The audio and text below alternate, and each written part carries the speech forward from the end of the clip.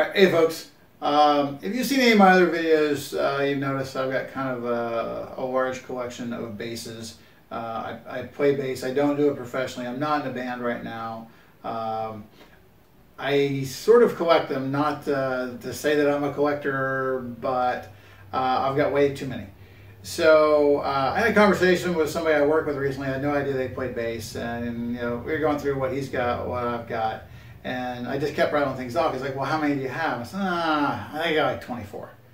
He's like, 24? And then I was kind of joking, but I kind of wasn't.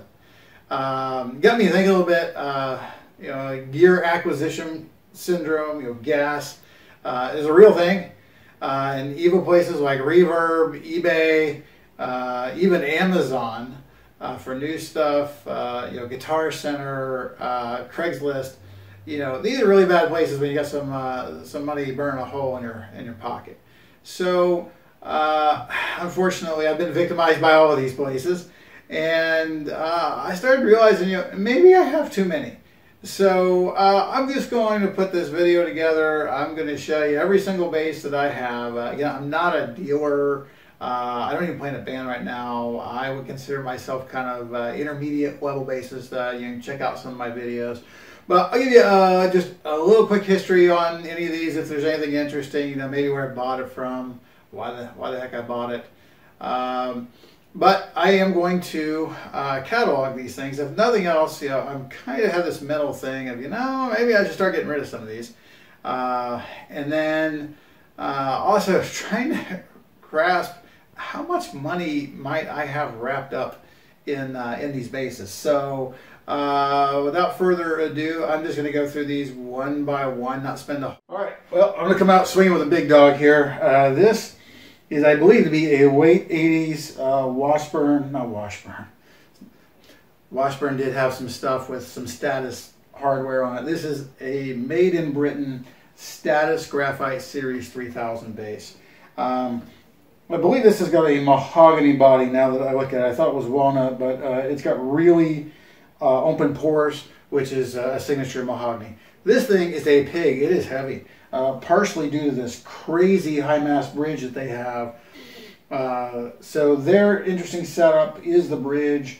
It's got full-size tuners on it. This comes off to set the strings in, and then up here you just kind of clip the strings off and bolt them down. But this is a full graphite neck bass, which is the whole reason I bought it. It's a jazz configuration. It's got 3 knobs. What's interesting though is it's active, and it's volume, a treble control, just active treble. There's no active bass, and a pickup pan on it. So I got this because I'd never had a headless bass. I'd never had a carbon fiber neck or graphite neck. And I just wanted to check one out. Price was reasonable. Great sounding bass, very much a jazz bass, very high highs, very kind of glassy highs, which you might expect. But what's something like this go for? This is slightly north or south of $1,000 right now on the market. So that is bass number 1. All right. So we are on to bass number 2. This is an American-made Carvin bass. This is a 5-string active. It's got, I believe that these are just single coil pickups. However, Carvin's made a lot of things that look like single coils that are actually stacked humbuckers. This is a 90s vintage. This is the only headstock, for example, that was available at the time. Carvins have some really good options. These are locking Spurzle type tuners. Love them to death. This is neck through. This is a 9 volt. Another reason you can tell this is kind of a 90s vintage. The newer ones will be 18 volts, but they would also have a mid control. So Carvins are awesome. And these solid colors, these plain like a black or whatnot, they're actually really inexpensive. On the used market often. I mean, there are people out there that might ask $1,000 for this bass, but there are times where you might be able to get one for as little as $500. They offer so many different custom options. It's amazing. And sometimes people go a little crazy with the colors, and you find pink ones green ones, orange ones, purple ones, and those, you know, you'll never get your money back out of them. But this is just an awesome, awesome American-made neck-through bass. On a good day, you know, someone might get $650 for this exact bass, I would guess. All right, this should look pretty familiar. I've got the knob around here somewhere. This is also a, I believe to be a 90s Carvin 5-string. However, this one is a fretless, and most importantly, this has the Carvin hard as nails finish on it, which is amazing. You are just not going to beat this up. You've heard of people epoxying their own boards, going to HD Thor, waiting years in advance. Carvin will build you a base, and I believe for like $250, $300, they will coat the board for you. Now, it's an option that kind of comes and goes. I believe it's still available. Like the other one, it's got a massive bridge. This one has Bartolini pickups in it currently. It would have come with Carvin pickups, obviously. It's still neck through. I bought this one locally, which, by the way, or no, I did not. I bought this off Reverb. On the other two, the Status, I think I bought off of Talkbase, and then another place to stay away from. And then the other Carvin I bought here locally in town, off of Craigslist, I believe.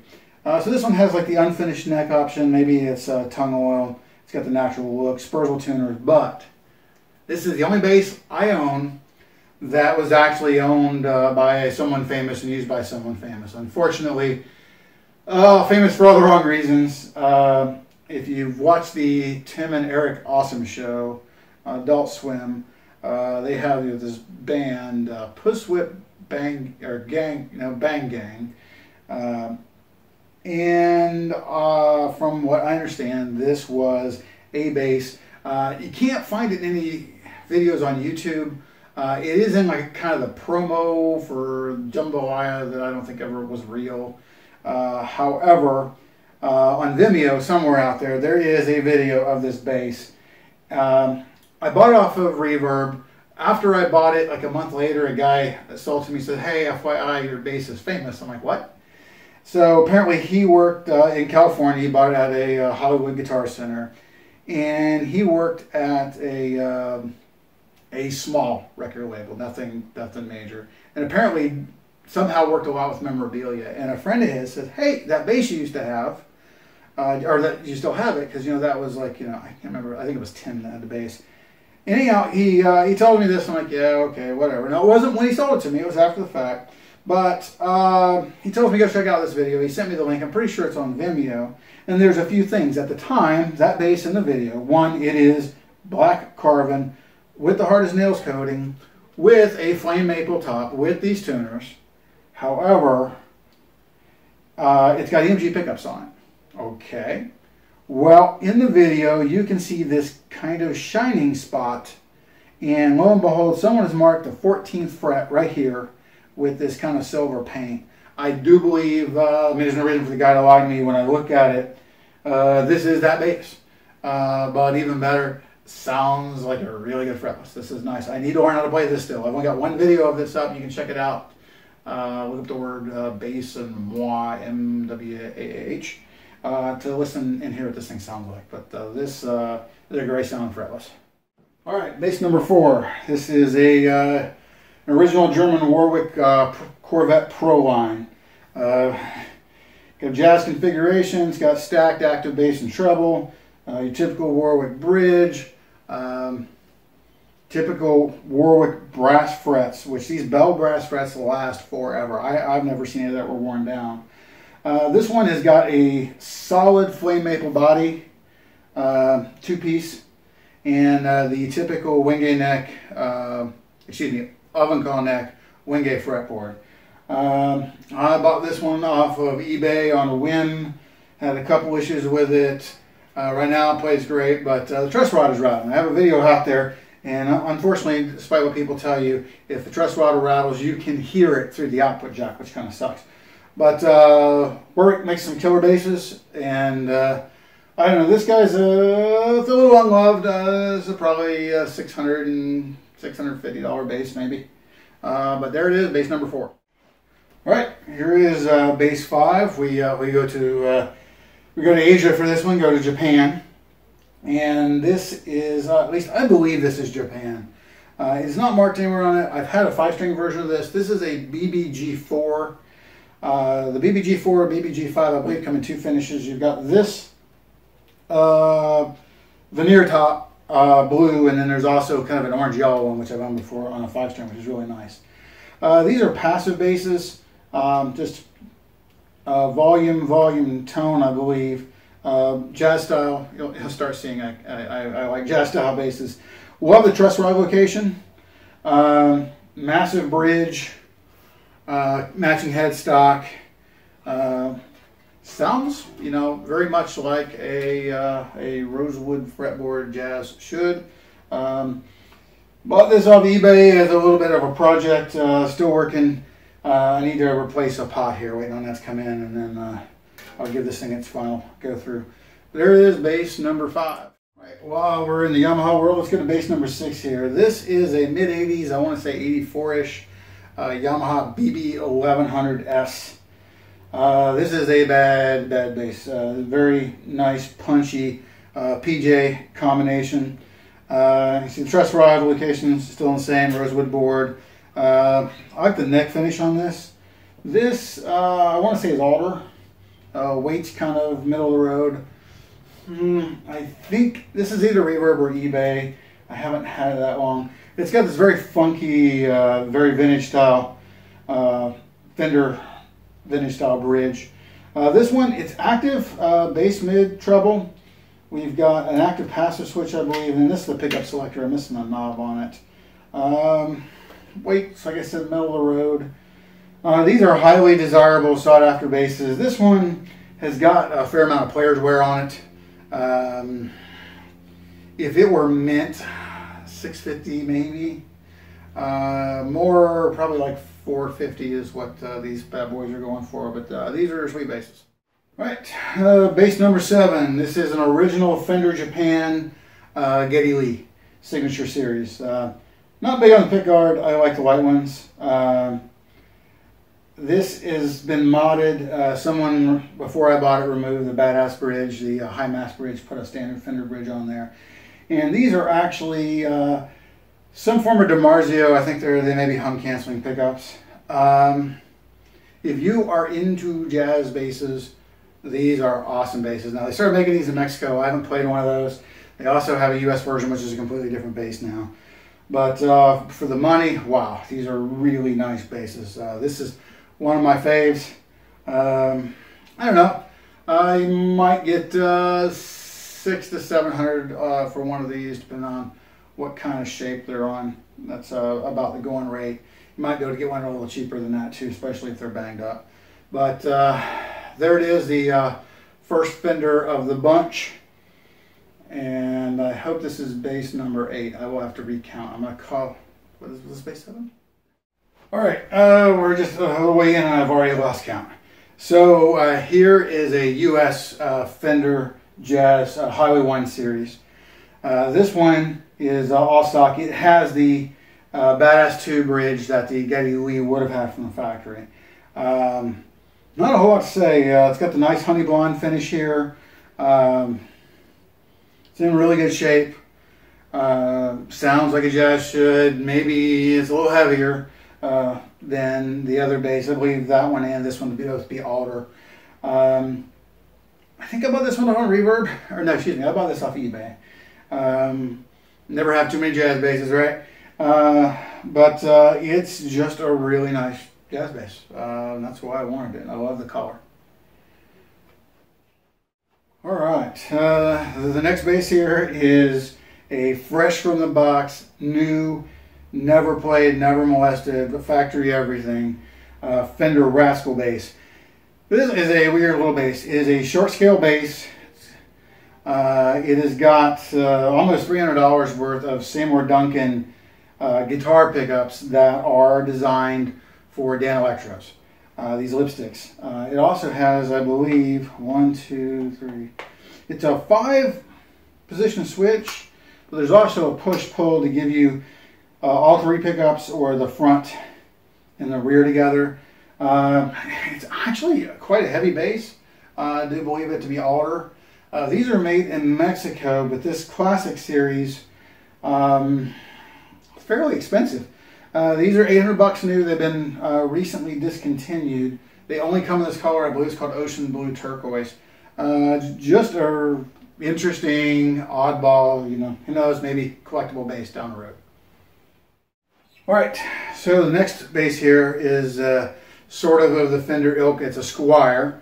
They're low-end stuff. It's made in Indonesia.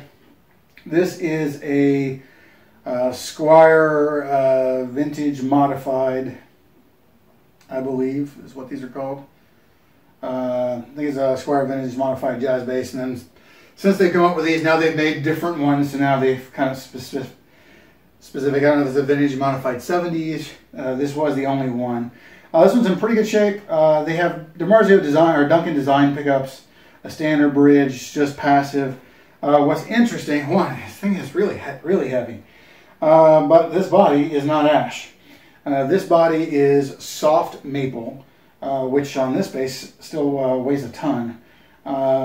So it's a little different. For whatever reason, Fender will not sell you a nice piece of ash in anything under $1,000 under most circumstances when it comes to a bass. I have no understanding of why that is, especially when I show you the next bass that's coming up. All right, I had to stop counting basses. This is bass number 11. This is the reason why I say, you know, Fender is so stupid that they can't offer you a nice ash-bodied bass at a reasonable price. So this is a Sire Marcus Miller V7. This is the original V7. It's got the awesome inlays. It's got I like the truss rod location. Pickups sound pretty good. It's active passive, 18 volts. Got the bridge, routes through the body. I think everybody knows what one of these are. For what it is, it's a very inexpensive tone machine. This one is, it's as new. Not a big fan of headstock. I just, you know, been a Fender fanboy for years, so headstock's a little ugly to me. But check out my videos. I've got some comparisons of this bass, this exact bass, against some of the Fenders you've seen. But also I've got like a 20-minute long video on just this bass, but it's active passive. It has a feature that I think they stole from Carvin, where you can have a tone knob on the active side of things to kind of tone down things without, you know, exactly changing bass and treble. They have a really interesting high mass bridge, very big. These string pieces here that these go over. But beautiful, beautiful bass, beautiful ash body. I love the pearloid pickguard and inlays, and the neck is great. It's a little fatter and beefier than the Fender neck, but other than that, man, I got no complaints for the money. These new, I think, sell for about 600 bucks. They're kind of hard to come by sometimes, so you can still get $500, maybe even $550, especially if you've got the factory gig bag with them. But these are a great value in basses right now. Again, bass number 11. All right, bass number 12. First thing I'm going to tell you is look up Ibanez RB760. Find my video on this and listen to it. This is an amazing sounding bass. Nobody has watched that video. Nobody has seen it. It's kind of boggles the mind how something like this can fly that low under the radar. This is mid-80s, maybe a little earlier than that. Japanese made. And this is just a punchy tone machine. This is actually a big fat P pickup, J pickup. Pretty decent bridge. This one's a little pitted. Controls a little weird. This is the volume. Then you've got your pickup pan. Then you've got your tone. Like the Ibanez location here, the truss rod. This is basswood. It's very lightweight. I think this was no, I bought this locally. I think this was Craigslist. It has a goofy, that's got to go at some point, you know, strap horn there. You know, if you had that here, which someone has removed this already, you know, you could just cut your arm up on it long. This thing is really nice and light, but the tones that come out of this are great. Watch that video. In that video, it's got these strings on it, which actually weren't new.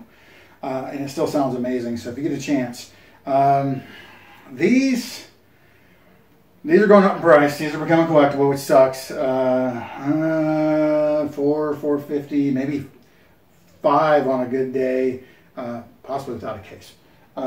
So base number 12, Ibanez 80s, RB760. All right, base number 13. This is another Ibanez from the 80s, Roadstar 2 series. This is an RB850. I just about cut my hand on this, and of course this one's got the one on the wrong side. Someone's removed the other one. Just a bad idea, Ibanez. This is very Spectre-ish when you look at it. It's got that NS2A body shape. The neck on this is kind of fat. It's not necessarily thick, but it's a little wide. This is pretty light, probably basswood as well. You got these two huge beefy humbuckers on here, but the funny thing with this one is that I played this and I was like, man, I played a lot of things, and I started doing some slapping, played some Red Hot Chili Peppers, and it sounded like good, like authentic. And I'm like, dude, he plays single coils, what the hell? As it turns out, these humbuckers both tap, and they do it in a weird way. It's just a push. And that push stays, so like when you do it, somehow it's mechanical. I do not understand it, but when I got the bass, they were in single coil mode, and eventually I figured out to hit those. This was an impulse buy. I had just bought the other one I just showed you, the RB760, and I loved it. And the price on this was so cheap. It was eBay, last minute on an auction, and I bid on it, and you know, I won. So there you go. I'm not sure if this is original or not, but very, very cool bass. And these, sadly, or good, depending on how you look at it, if you're in the buying market, is really good. You can get one of these for maybe 250 bucks. So number 13. All right, this is where you know you have a problem. This is number 14. I have not opened this up. I've had it for months. It came from eBay.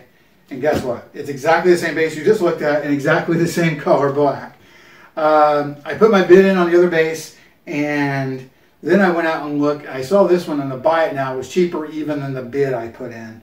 And I was like, you know what? I am just going to go ahead and pull the trigger. So bass number 14 is the only identical basses in my collection, 13 and 14. This is another Ibanez 80s RB850 dual humbucker with coil taps. All right, I believe to be number 15 here now. This is a brand new, fresh out of the box, played for one demo basically. MTD Kingston Artist. So this is their lower end, but made in Korea, import, Michael Tobias design. Looking at a active bass and treble. Actually, this one may have mids on it, I'll be honest with you. I don't know. Let's see. Yeah, everything's got center to 10 here. So I think it's active mid, bass, treble. This is a really interesting bridge. One, the hardware on this is what they call black chrome, or they call it smoke chrome. Love the finish. It's a little bit of a beefy bridge, but it's got these saddles you can slide straight into, which are, you can slide in to get to the saddles. It's very nice, so you can put it on your strings without scuffing things up. It's basswood, but it's got this lovely cherry clear finish on it. And there's actually a little bit of grain, which I would never imagine in basswood. Kind of a matching headstock veneer of some other wood. It's a 4-string, obviously. I think this really light, really light, really light. Single pickup basses usually aren't my thing. This one I got new. I think I might have bought this off of Amazon. I get a really good price on it. Supposedly they've been discontinued, but you see a ton of new ones laying around still. At one point these were 700 bucks, then I think maybe they went down to 5 or so. I think on a good day, you know, in this condition, like brand new, they're worth maybe around 5, maybe a little less. Just kind of neat bass. What I can tell you is it plays and feels and sounds even a lot like a Tobias Growler Shock. Same guy designed it, seemed to have the same things in mind, even though a Growler is was a USA-made bass and was made of more exotic components, little Wingate fretboard, a multi-piece neck, you know, swamp ash, but it's the same basic feel. It's a lightweight 24 fret active bass with a giant Music Man style humbucker on it. All right, back to the USA here. This is an American-made, late 80s, absolute top of the line, as good as you're ever going to get PV Dyna bass. This is the limited or LTD model, and it is significantly different than any other Unity series, which is their neck through, that you're going to find. This is almost a Dyna bass in name only. Otherwise, it doesn't share a whole lot with that series of basses. This is a sweet bass. This is really PV's absolute first foray into more of a boutique, high-end sort of bass. Something like a T40 may have a large following. But if you look at the price tag of those basses, they were like $400, $450 when they were brand new. This was not. This is an amazing bass. Find my video on this thing. It sounds stunningly good. I've got a nice 20-minute review on this, so I won't bore you too much, but it's an active mid-bass treble, active passive, volume, PJ configuration. So gone are the super ferrite pickups that would be in a standard Dyna bass. 24 frets. Notice the nice inlays of a PV TL5. In some ways, this is sort of like a TL4. The stain's entirely too thick, but the body here is made out of white leaf flame maple with some stingers in it here, probably rosewood. Common on Dyna basses, the back cover popped off to some owner a long time ago. It's got some tape on there. These are neck through. And the body contour is amazing. It's got this nice fit, kind of like I guess I've used that word here recently, a Spectre. This has got Shaler tuners on it. I'm not really sure if those are stock or not. I think I was told that this bridge came off of a different LTD. I think this one might have had a chrome bridge on it. But these are just amazing, amazing basses. This one is got some scuffs and some dings. It's not quite as nice as the pictures may or may not let us see. The weight is awesome. But I don't know. This could probably go for $550 or $600 on a good day. They actually have some better colors than this that show figure better. I don't know if people really want to pay $700 or $800 for one of those. This thing is a steal. It's very Carvin-like in a lot of ways, kind of Spectre-like. The ergonomics are great, but just an awesome, awesome PV bass. If you can get your hands on one of these, this is a great bass to have. All right, well, if you're into PV basses, this is a beautiful, beautiful USA-made Cirrus peacock blue. Just an awesome, awesome color, fretless. This one has got flats on it. The Carvin I have actually has round ones on it. You know, there's no coated board here to protect anything, so flats are probably the order of the day. I bought this off of Reverb. I bought it on a whim just because it was gorgeous. I already had the Carvin fretless, and I haven't really learned how to play fretless yet. I'll tell you, the owner screwed me. If you notice here, one of these tuners still has a little cover on the back of it because one of the tuners died in shipping, and he refused to replace it. He's like, hey, it was good when it left. I got Reverb involved and they did nothing for me. I'm going to tell you that now, which I was not real happy with. However, I could have asked for my money back, so it was kind of up to me. I thought I had a decent enough price on it. I was like, screw it, I paid $20 for the tuner, I think brand new, off of eBay. But this thing otherwise is all stock. It's got a nice massive bridge, but just the color alone here, and this is a real flame maple top that's, you know, well over a quarter of an inch thick. Just a gorgeous, gorgeous American-made bass, and it's very lightweight. Really nice. All right, well, welcome to the last member of my PV family here. Oh, by the way, that Cirrus, probably worth, I don't know, $900, maybe $1,000 on a really good day. this is not a Cirrus. This is actually PV's bolt-on version of that, if you will. This is a USA Custom Shop PV Millennium in the Tiger Eye finish.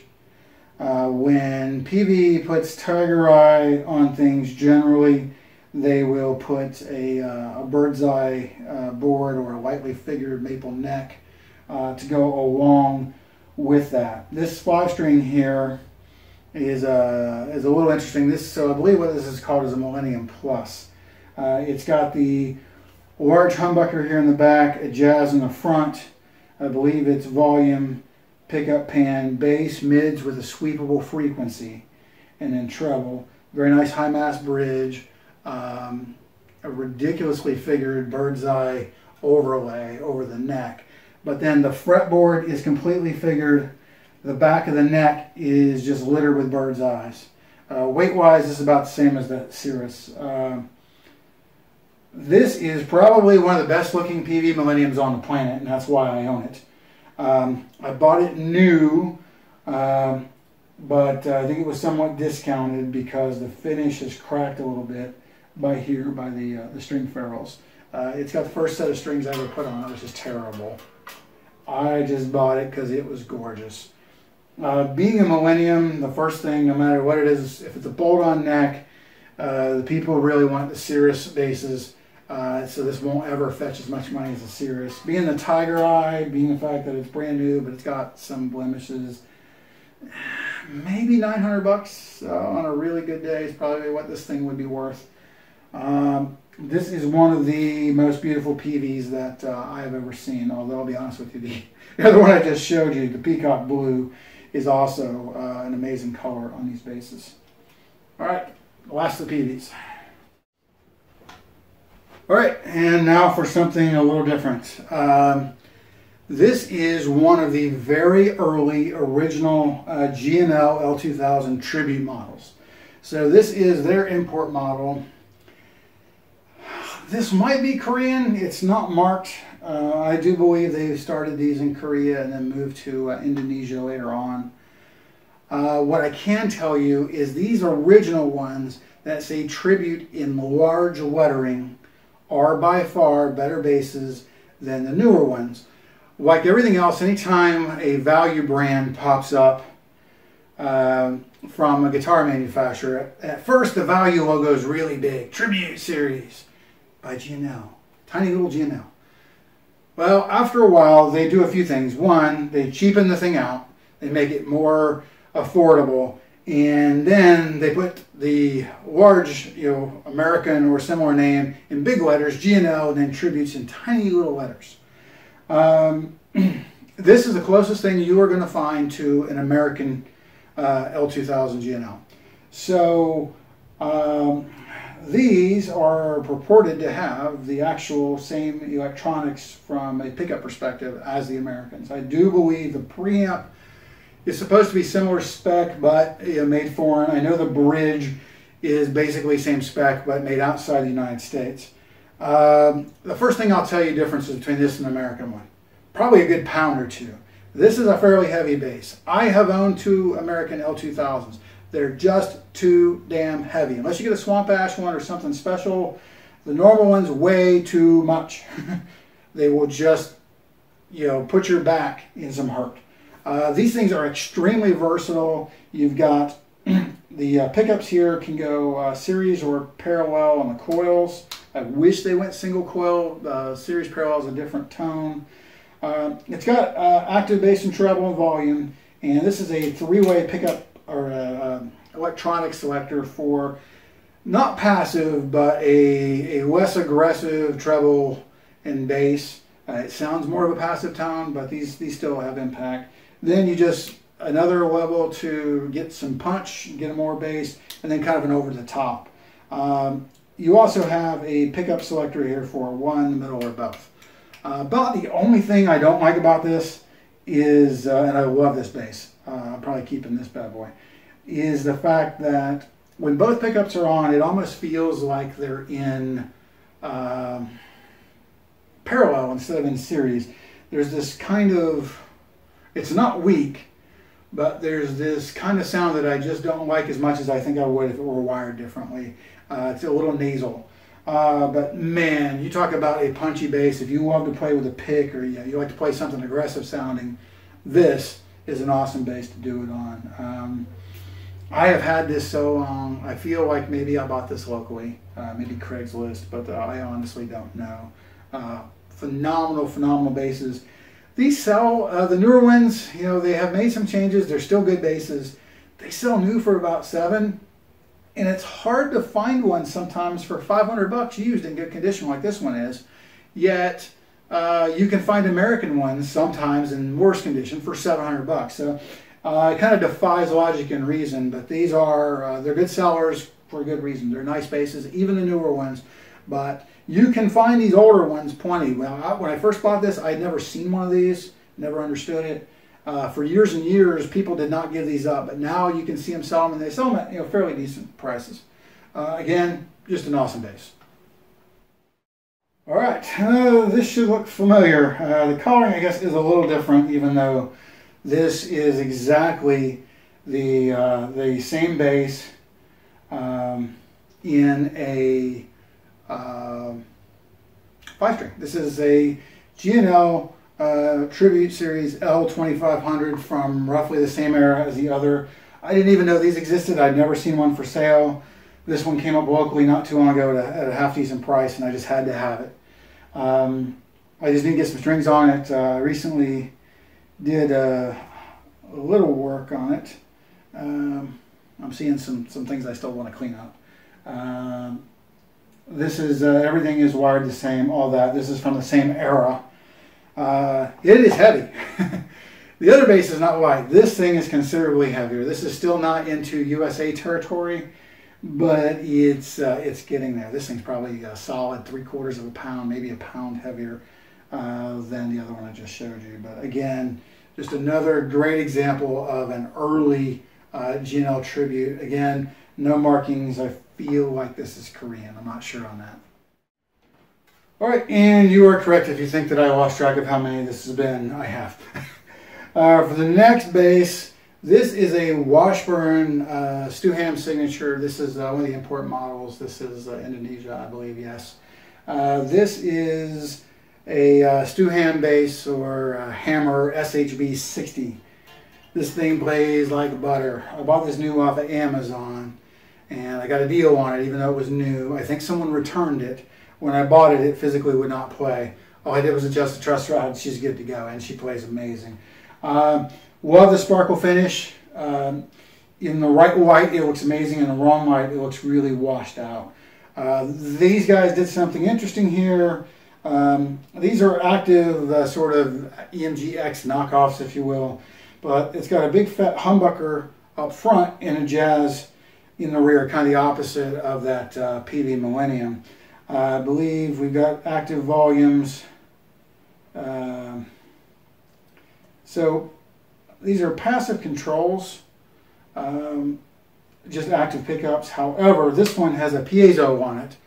If you look on the internet, the instructions for what all these knobs do is completely wrong. I thought the thing was busted when I first bought it. One of the things I don't like is the piezo is on or off in terms of you can't blend it with the other pickups. You can't use a tone knob on it, which I don't like at all. So still a great bass. These retail, I think they've been discontinued. Stu Ham is now doing the, God, he's done so many basses. The Warwick thing is where he's at today in his endorsements. This has a really cool kind of bass clef yin yang style inlays. I love the way this thing sounds. It plays like butter. It's got the, you know, if you're into that, the buzz fight and tuning system. I have a 20-minute video out there of this bass and what it sounds like. Go find it. No one has ever watched that video. This is a great sounding bass. I believe this one's alder. Again, I love this sparkly finish. The only thing I don't like is it's kind of a satin sparkly. I wish it were more of a glossy sparkly. It's like, okay, you want to be gaudy, but you want to tone it down. No, no, no, no. Just make it shiny. But this is an awesome bass for the money. They don't make them anymore. Used value in really good shape. You know, maybe 400 bucks but awesome bass. All right, well, if one Stu-Ham bass is good, two is better, right? So this is an SHB 40. It is not marked where it's made. I believe this would also be Indonesia. This is called a red sparkle finish. It is not anywhere near as sparkly as the last. This one I bought used. Reverb, eBay, don't remember. What I remember is it was fairly cheap, but it was not described accurately. This one's got a lot of finish checking on it, a lot of the paint is pulled down. You see a lot of little striations of lines there. Wasn't real happy about that, but I bought it inexpensive enough. This is exactly the same as the other bass, except there's no piezo. And actually, I think it's passive, to be honest with you. There's no battery cover here on the back. One of the more interesting things is this one's made out of mahogany. So I might A/B this and the other in a video saying, hey, here's mahogany, here's not mahogany, and let's see what it sounds like. But victim of myself, I bought one bass that was cool and thought, well, okay, I'll buy another similar bass. So there it is. This is an SHB 40. All right, surprise, it's a Stu-Ham bass. So this one's, this is the low end of the series. This is an SHB 30 of the Stu-Ham Washburn, the Hammer series. Also not marked country of origin, again, assumed to be Indonesia. This is more a traditional jazz bass. So just a couple jazz pickups. It's volume, tone, which I don't need the extra knob. But when you play this, for the most part, you think, you know, Mexican jazz with a rosewood fretboard. That's what it sounds like. Got a good deal on this. Again, it's got the same sort of finish issues as the other one. And the seller on Reverb, unscrupulously, did not show a picture of the headstock where on the back it is stamped used. These sold for about $400 new because it's got that used stamp on the back of it. You know, maybe $200. I wasn't real happy about that. I got it for a good price, but I gave the guy at least a piece of my mind because the moment you put that used stamp on anything, you know, that's a factory second, and that's the factory saying we don't ever want to see this in for warranty work, and we don't ever want it sold as a new instrument. So right away, anyone with a clue is going to say, I am not paying anywhere near what retail value on that would be if it didn't have that used stamp on it. That's just common sense. But fairly lightweight, bolt on. It is 24 frets, so that is a little different compared to your standard jazz. So a passive 24 fret jazz bass. So there it is. All right, and I saved the best for last by far. This is a Phil Kubicki Factor. This is simply an awesome bass. Unfortunately, the designer and builder is no longer with us. Phil passed not all that long ago. But these are incredible basses. If you're not familiar with them, you know, they got popular mid to late 80s. You know, Duran, John Taylor, Stu-Ham, I really think pushed the popularity of these basses.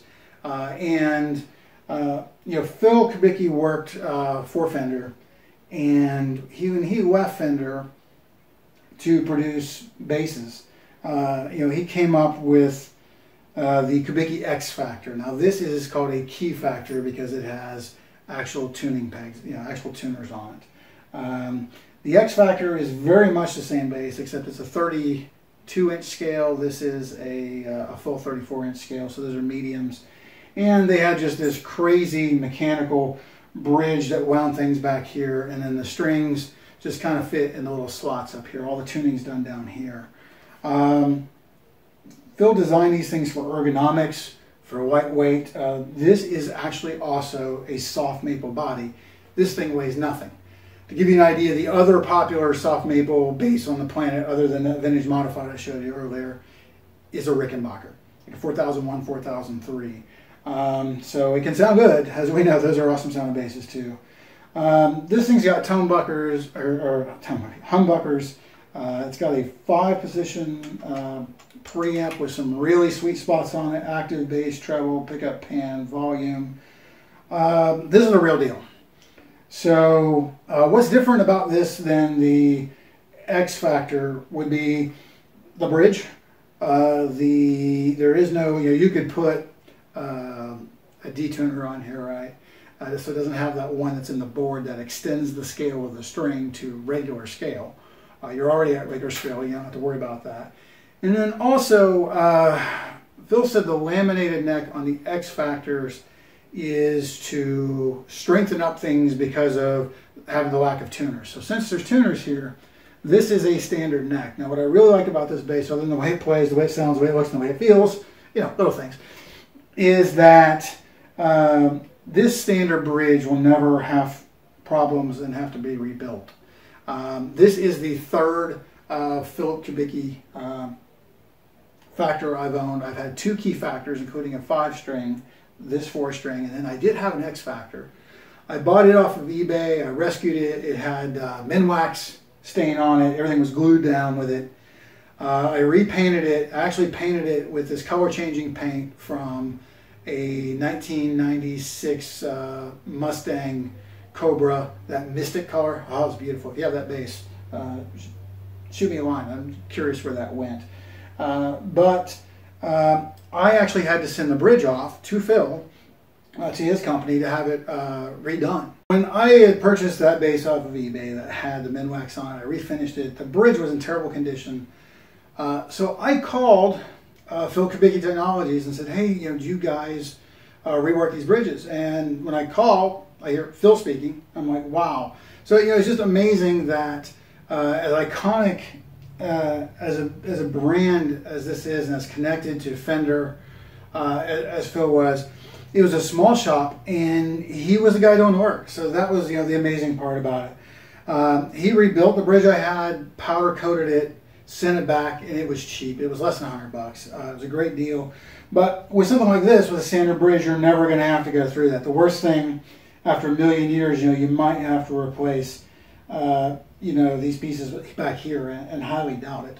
So there it is, bass number 24. So moral of the story here, I have way too many basses. I'm starting to add up the dollar signs I have invested, potential values of things in my head, and it's all kind of scary.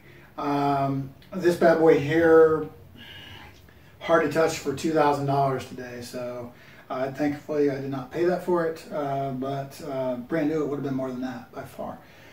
So I don't know, comments other than that I'm an idiot, I have more money than brains, etc. I'm really curious to see what out of all these basses someone's favorites would be. So this is my favorite, hands down. But the Status is a completely different beast. I am a Fender jazz man at heart. I really like the Geddy, to be honest with you, over the American Fender, if you can believe it. Some of these things have more sentimental value. Both the fretlesses I love dearly. They both sound amazing. So just curious, leave some comments. Let me know, if these were all yours, what would your favorite be? What do you think the one that you would play would be? All right, well, that is it. Hopefully next time I will have less basses. See ya.